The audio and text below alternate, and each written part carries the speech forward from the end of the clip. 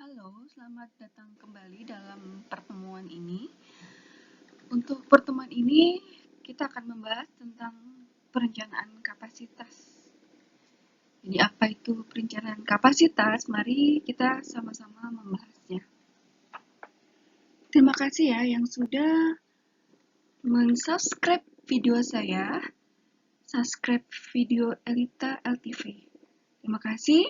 Pastinya akan mendapatkan materi-materi yang lebih menarik berikutnya. Mari kita sama-sama mendengarkan apa itu penjelasan dari perencanaan kapasitas dalam pertemuan ini.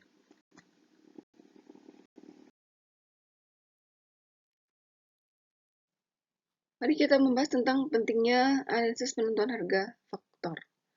Dalam teori permintaan terhadap faktor produksi menjelaskan ciri permintaan terhadap faktor produksi dan penentuan harga faktor produksi. Analisis ini akan menerangkan bagaimana harga faktor produksi dan jumlah faktor produksi yang akan digunakan ditentukan. Analisis ini juga menerangkan syarat yang perlu dicapai untuk memaksimumkan keuntungan. Apa itu rencana? Kalau rencana berarti adalah kita memikir tentang apa yang akan dilakukan untuk masa depan.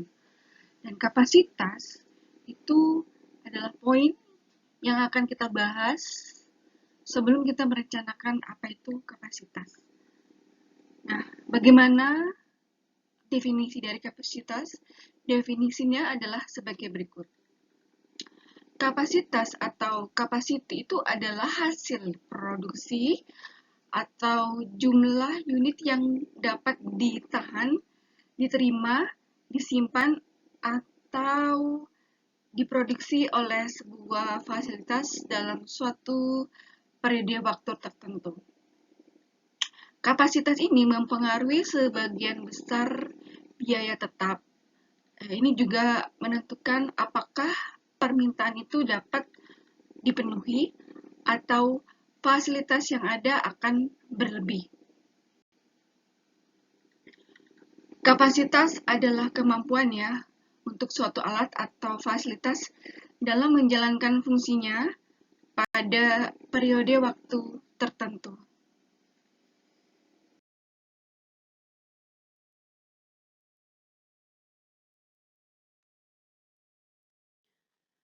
Pentingnya analisis penentuan harga faktor itu ada dua yang menyebabkan kebutuhan untuk menganalisis permintaan dan penawaran atas faktor-faktor produksi. 1. Analisis tersebut akan menjelaskan prinsip untuk menggunakan dan mengalokasikan faktor-faktor produksi secara efisien. Yang kedua, analisis tersebut akan menjelaskan bagaimana pendapatan berbagai faktor produksi ditentukan.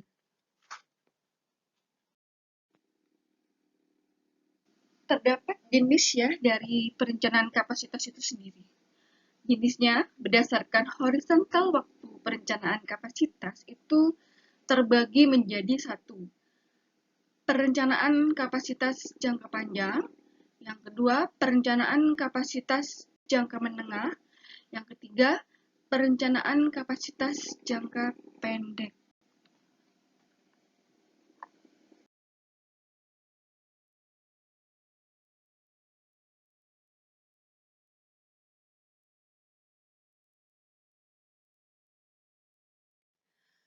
Pengalokasian faktor produksi. Keinginan masyarakat adalah tidak terbatas, sedangkan sumber-sumber daya yang tersedia mempunyai kemampuan yang terbatas dalam menghasilkan barang-barang yang diingini tersebut. Usaha yang dilakukan adalah memaksimumkan produksi yang dapat diciptakan oleh sumber-sumber daya yang tersedia. Tujuan ini akan tercapai apabila sumber-sumber daya dapat dialokasikan ke berbagai kegiatan ekonomi secara optimal. Produksi yang dihasilkan mampu mewujudkan kesejahteraan masyarakat yang paling maksimum.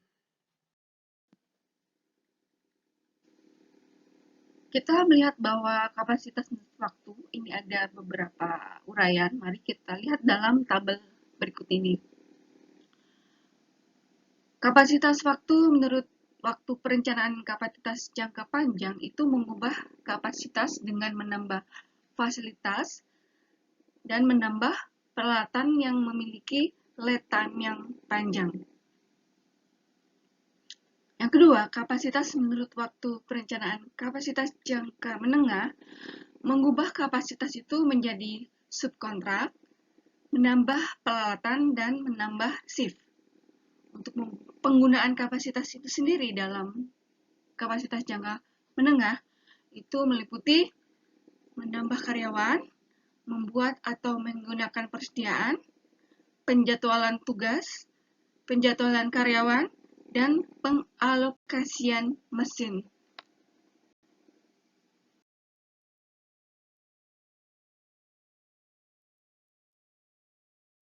Satu, pengalokasian faktor produksi. Untuk perusahaan, usaha untuk menciptakan pengalokasian faktor-faktor produksi yang optimal harus dijalankan. Di satu pihak, usaha tersebut adalah penting karena tindakan itu akan membantu tujuan keseluruhan perekonomian untuk mengalokasikan sumber-sumber daya secara efisien. Di lain pihak, usaha tersebut adalah perlu karena keuntungan perusahaan tersebut dan ada kalanya survival perusahaan tersebut adalah tergantung kepada kemampuan perusahaan tersebut untuk menggunakan faktor-faktor produksi yang dapat diperolehnya secara efisien. Apa itu kapasitas desain? Nah, kapasitas desain ini adalah output kemampuan maksimum dari suatu alat yang secara teoritis dapat dicapai. Kapasitas desain adalah output maksimum sistem secara teoritis dalam suatu periode waktu tertentu. Contoh, jumlah unit mobil yang dapat diproduksi dalam setiap minggu, bulan, atau tahun, banyaknya tempat tidur di rumah sakit, ukuran ruangan kelas di sekolah, dan sebagainya. Sebagian besar perusahaan mengoperasikan fasilitasnya pada tingkat yang lebih rendah ya, sekitar 82% dari kapasitas desain.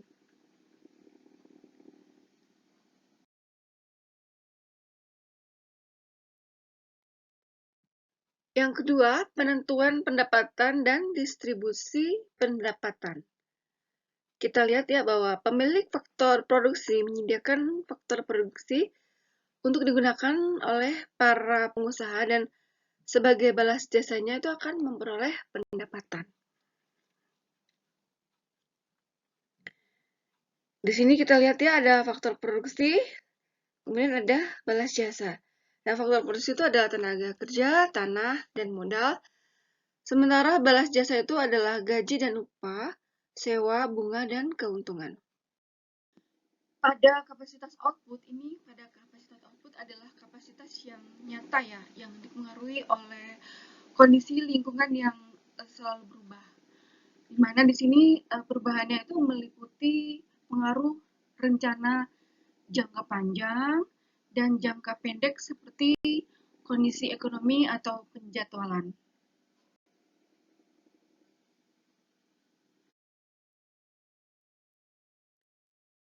Yang kedua, penentuan pendapatan dan distribusi pendapatan.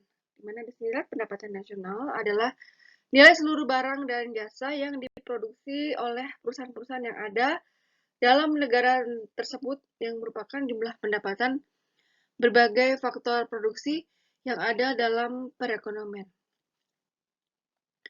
Pendapatan nasional menunjukkan nilai agregat produksi nasional.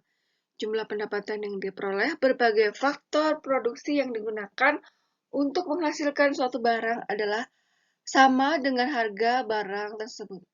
Dalam satu perusahaan, hasil penjualannya adalah merupakan jumlah dari seluruh pendapatan faktor-faktor produksi yang digunakan dalam perusahaan tersebut.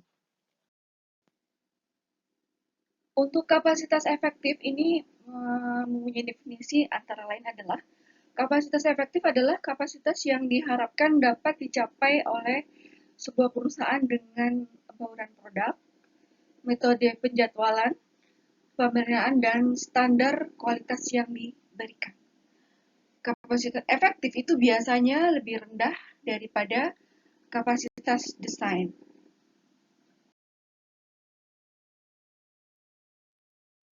2. Penentuan pendapatan dan distribusi pendapatan. Pendapatan nasional menunjukkan pula pendapatan dari masing-masing faktor produksi yang ada dalam perekonomian. Kita lihat di sini ada berapa bagian dari pendapatan nasional diterima para pekerja, kemudian ada berapa bagian yang berupa sewa, dan berapa bagian yang berupa bunga, kemudian ada berapa bagian yang berupa keuntungan. Pada kapasitas produksi ini terdiri dari bermacam-macam ya. Produksi itu bisa dijabarkan sebagai kapasitas produksi sebagai berikut. 1. Kapasitas berlebih, di mana hasil produksi yang secara keseluruhan ini dia lebih besar ya daripada kebutuhan. Dalam hal ini adalah demand, sehingga ada produksi yang tidak terserap oleh pasar. Yang kedua, kapasitas kurang, di mana permintaan yang lebih besar dari produksi yang dihasilkan, sehingga terbuka investasi untuk produk yang dibutuhkan. Yang ketiga, kapasitas normal, di mana ini adalah titik keseimbangan antara produk yang dihasilkan dengan permintaan pasar. Yang keempat, kapasitas penuh, di mana ini adalah kapasitas yang mendekati kapasitas rancangan. Dalam hal ini adalah design capacity. Yang kelima, kapasitas efektif, di mana ini adalah kapasitas yang dapat dicapai oleh sebuah sistem atau fasilitas dalam kondisi keterbatasan yang dimilikinya.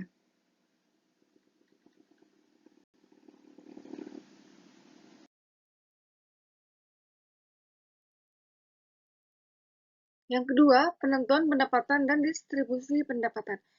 Analisis ini mengenai permintaan faktor-faktor produksi, dinamakan juga teori tentang penentuan harga faktor-faktor produksi yang disebut sebagai teori distribusi. Analisis mengenai permintaan faktor-faktor produksi adalah sebagai berikut. 1. Menjelaskan tentang penentuan harga-harga faktor produksi. Yang kedua, menjelaskan tentang pendapatan dari masing-masing faktor produksi. Yang ketiga, distribusi pendapatan ke berbagai jenis faktor produksi. Pada pengukuran kinerja sistem ini terdiri dari utilitas dan efisiensi. Utilitas ini adalah presentasi dari kapasitas yang dihasilkan dibandingkan dengan kapasitas rancangan. Di mana di sini ada rumus bahwa utilitas itu sama dengan output aktual dibagi kapasitas desain. Untuk pengukuran kinerja sistem berikutnya adalah efisiensi. Di mana efisiensi itu merupakan perbandingan antara kapasitas yang dihasilkan dengan kapasitas efektif.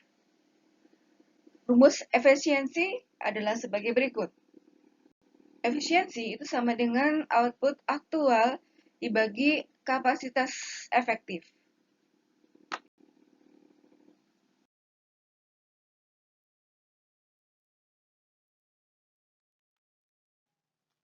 Kita lihat untuk elastisitas faktor produksi. Elastisitas faktor produksi dipengaruhi oleh faktor berikut. 1. Elastisitas dari permintaan barang yang diproduksi. Yang kedua, perbandingan antara biaya faktor dengan biaya total. Yang ketiga, tingkat pergantian antara faktor produksi. Yang keempat, tingkat penurunan kurva MRP. Kita berikan contoh berikut ya, di mana ini adalah contoh di mana Sari Roti itu memiliki sebuah pabrik yang memproduksi berbagai jenis roti. Nah, minggu lalu, fasilitas ini dapat memproduksi 148.000 roti, di mana ada kapasitas efektif pabrik ini adalah 175.000 roti. Lini produksi beroperasi 7 hari dalam seminggu dengan 3 shift ya. Masing-masing adalah 8 jam per hari dengan tingkat outputnya itu sebesar 1.200 roti per jam. Tentukan kapasitas desain, utilitas, dan efisiensi pabrik tersebut. Sini uraian jawabannya adalah sebagai berikut. Kita lihat ya, di sini ada 3 poin, kita harus menjawab. Pertama, kapasitas desain, yang kedua utilitas, dan yang ketiga efisiensi. Kita menjawab yang pertama dulu ya ini, berarti untuk yang pertama, kapasitas desain itu adalah 7 dikali 3 dikali 8 dikali 1200 itu sama dengan 201.600 roti. Dimana di sini ada kapasitas desain itu 7 itu adalah 7 hari ya. Kemudian 3-nya itu 3 shift. Kemudian ada shiftnya itu 8 jam per hari dan untuk 1 jam ini dia menghasilkan 1200 ya. Nah, kemudian dikalikan semua dapat kapasitas desainnya sebesar 201.600 roti. Berikutnya kita akan melihat apa jumlah dari utilitasnya. Di mana di sini utilitasnya itu adalah 148.000 dibagi 201.600 ya. Di mana di sini dihasilkan adalah 73,4%. Ya, jadi ini dikalikan persentasinya dikali 100% ya. Di mana di sini utilitas itu kita ketahui ada produksi sebesar 148.000 roti dan kemudian kita bagikan menjadi efektivitasnya itu 175.000 roti ya. Dan kemudian dikali 100% dan mendapat 73,4%. Untuk menjawab efisiensi sendiri dari kasus ini bahwa sari roti mempunyai efisiensi ya sebesar 148.000 dibagi 175.000 dikali 100% sama dengan 84,6%. Dimana di sini efisiensinya itu kita dapat dari 148.000 itu adalah kapasitas dalam memproduksi rotinya ya. Kemudian di sini untuk 175.000 ini adalah kapasitas efektif pabriknya. Nah, kemudian kita kalikan efisiensinya ini dengan 100% bahwa didapat 148.000 dibagi 175.000 itu sama dengan 84,6% ya. Jadi tadi 148.000 dibagi 175.000 itu jangan lupa kita bagi dulu untuk melihat presentasi berarti kita kalikan ya semua itu dengan 100% maka didapat 84,6%.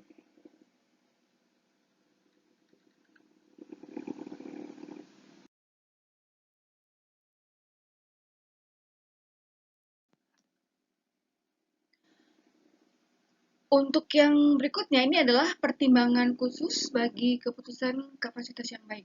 Ya. Dimana ada 4 pertimbangan di sini ya bahwa bagaimana sih kita harus ada pertimbangan untuk khusus ya untuk kapasitas yang keputusan yang baik itu seperti apa? Satu, kita ramalkan permintaan secara akurat. Yang kedua, memahami teknologi dan peningkatan kapasitas. Yang ketiga, kita temukan tingkat atau volume operasi yang optimum. Ketiga, kita temukan tingkat atau volume operasi yang optimum. Yang keempat, kita membangun untuk perubahan.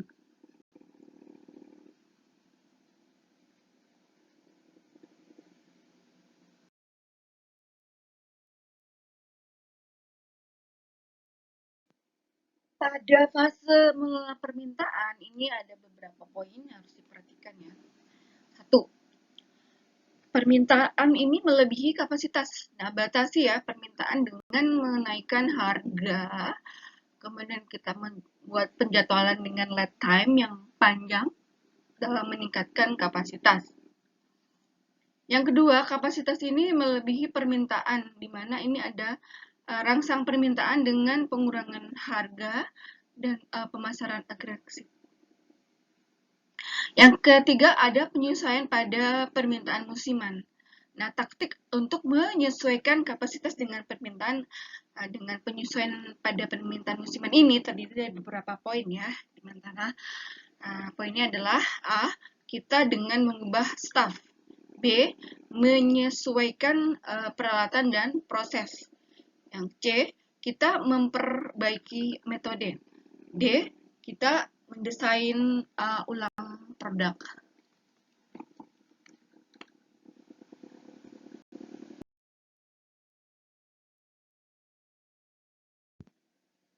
Di sini apa itu perencanaan kapasitas dalam investasi? Jadi untuk melakukan perencanaan pada kapasitas atau investasi itu sendiri, ini ada beberapa cara ya. Di mana satu ada analisis titik impas atau break even point. Ini BEP ini atau titik break even point adalah cara untuk menemukan sebuah titik dalam satu rupiah dan unit, di mana biaya sama dengan keuntungan BEP terjadi di mana TR sama dengan TC. TR itu adalah total revenue dan TC itu adalah total cost. Sehingga didapat BEP-nya itu adalah F dibagi P dikurang V. Nah, ini F ini adalah net present value ya. Nah, kalau P itu price dan F itu adalah volume. Yang kedua, pohon keputusan. Di sini pohon keputusan adalah cara untuk mengidentifikasi alternatif dan beragam keadaan di mana ada permintaan masa depan atau kondisi yang disukai pasar. Nah, keputusan ini diambil berdasarkan hasil yang maksimum. Yang ketiga, net present value. Ini adalah sebuah cara untuk menentukan nilai diskonto dari serangkaian penerimaan kas di masa depan, di mana S itu sama dengan RX ya. Dan F itu adalah net present value ya, di mana di sini kita lihat bahwa price itu dikali 1 ditambah I. I itu adalah suku bunga, kemudian I tambah I itu di pangkat N. N itu adalah jumlah dari periodenya. Begitu.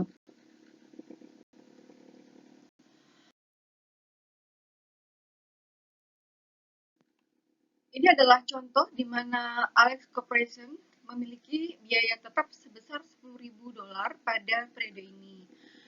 Biaya tenaga kerja langsungnya itu 1,5 per unit per dolarnya ya. Dan biaya bahan bakunya itu $0,75 per unit. Harga jualnya itu adalah $4 per unit. Di sini kita hitung BEP-nya, break even point-nya.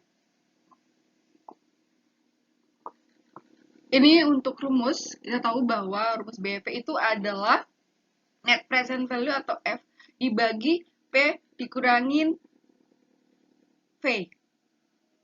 Nah, di sini didapat BEP-nya itu $10.000 dibagi $4 dikurangi 1,75 ditambah $0,75. Jadi 1,5 ditambah 0,75 ya. Hasilnya itu baru yang di sebelumnya itu adalah $4 dikurangi dengan hasil dari 1,5 dan $0,75. Sehingga didapat BEP-nya itu adalah 5.714 unit.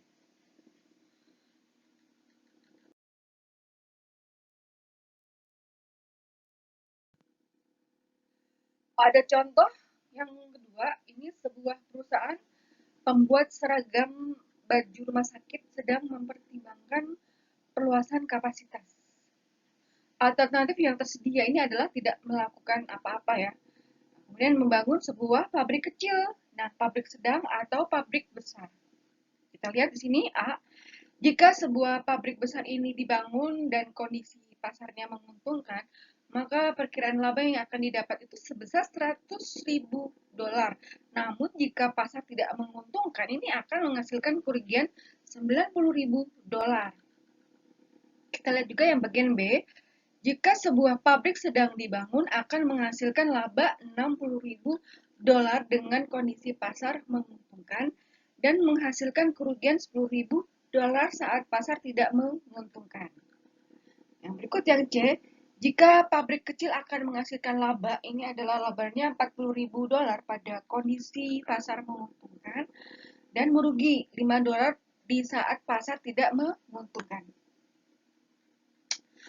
Penelitian pasar terkini mengidentifikasi terdapat kemungkinan 0,4 pasar menggunakan dan 0,6 pasar itu tidak menguntungkan.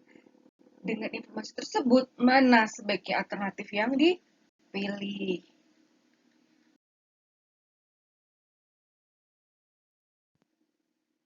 Di sini ada 4 alternatif ya, bahwa kita harus memilih mana alternatif yang terbaik. Di sini ada sampai 4 A, B, C, D. Mari kita lihat satu persatu penjelasannya. Untuk A, E, F, pabrik besar itu penjumlahan dari 0,4 dikali 100.000 dolar ya, ditambah penjumlahan dari 0,6 dikali minus 90.000 dolar. Maka IMV pabrik besar itu adalah minus 14.000 dolar. Yang ke B, EMV pabrik sedang itu adalah penjumlahan 0,4 dikali 60.000 dolar ditambah penjumlahan 0,6 dikali minus 10.000.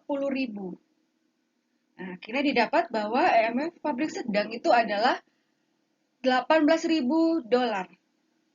Untuk EMV pabrik kecil itu adalah penjumlahan dari 0,4 dikali 40.000 dolar ditambah penjumlahan 0,6 dikali minus 5.000 dolar ya.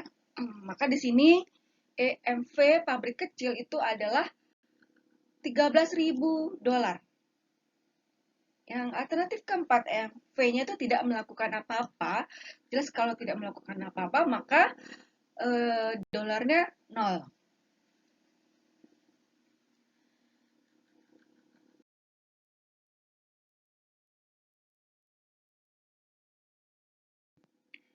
Ini ada contoh ya, sebuah perusahaan mempertimbangkan dua alternatif investasi yang berbeda. Ini ada investasi A dan investasi B. Investasi A memiliki biaya awalnya 25.000 dolar dan investasi B memiliki biaya awalnya 26.000 dolar. Kedua investasi memiliki jangka waktu 4 tahun. Tingkat suku bunganya adalah 8%. Nah, di sini arus kasnya dari kecil. Nah, kita lihat ya di mana investasi yang paling lebih menarik. Di sini ada tahun pertama investasi arus kas investasi A-nya itu tahun pertama 10.000 dolar. Untuk investasi arus kas B itu 9.000. Tahun pertama faktor present value-nya pada 8%-nya itu adalah 0,926. Tahun kedua, arus kas investasi A 9.000 dolar. Arus kas investasi B 9.000 dolar. Faktor present value-nya pada 8% ini adalah 0,857. Tahun ketiga, arus kas investasi A 8.000 dolar. Arus kas investasi B 9.000 dolar.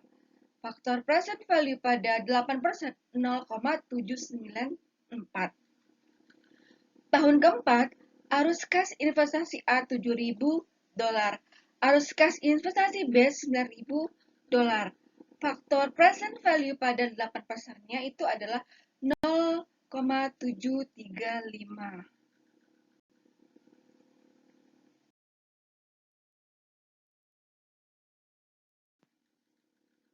Jawabannya sebagai berikut. Tahun pertama ini present value investasi A 9,260. Dimana di sini 0,926 dikali 10.000. Present value investasi B 8.834 yang didapat dari 0,926 dikali 9.000.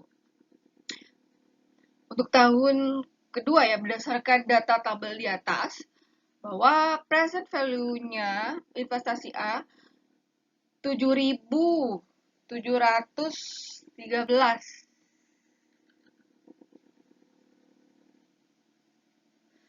Di sini adalah 0,857 dikali 9.000. Untuk present value investasi B itu 0,857 dikali 9.000 sama dengan 7.713. Tahun ketiga, ini ada 0,7924 dikali 8.000 untuk present value investasi A sebesar 6.352. Untuk investasi B, present value-nya adalah 0,794 dikali 9.000, itu sama dengan 7.146. Tahun keempat, present value investasi A 5.145 itu didapat dari 0,735 dikali 7.000. Nah, kemudian untuk investasi B itu 0,735 dikali 9.000, maka present value investasi B adalah 6.615. Total dari 4 tahun tersebut untuk present value investasi A adalah 28.470. Present value total untuk 4 tahun investasi B adalah 29.808. Di sini diketahui investasi awal untuk investasi A itu adalah 25.000 dan investasi B adalah 26.000. Maka net present value-nya itu kita tinggal mengalihkan,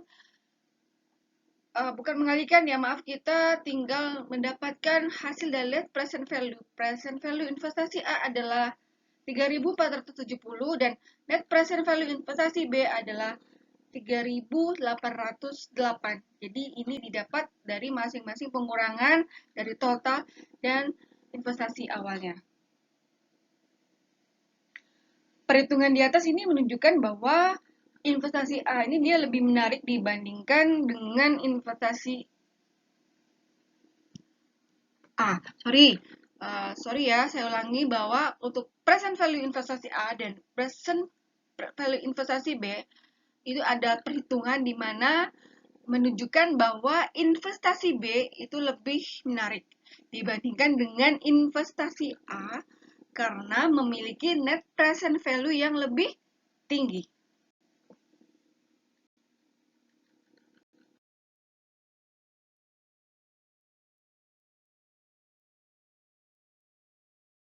Terima kasih yang sudah mendengar dalam pertemuan perencanaan kapasitas. Dan terima kasih juga yang sudah subscribe video saya, video LTL TV ini. Pastinya subscribe-nya sangat berguna untuk bisa mendengarkan terus apa yang ada dalam materi-materi saya selanjutnya. Jangan lupa klik tombol lonceng ya. Terima kasih atas kehadirannya sampai di akhir ini dalam perencanaan kapasitas.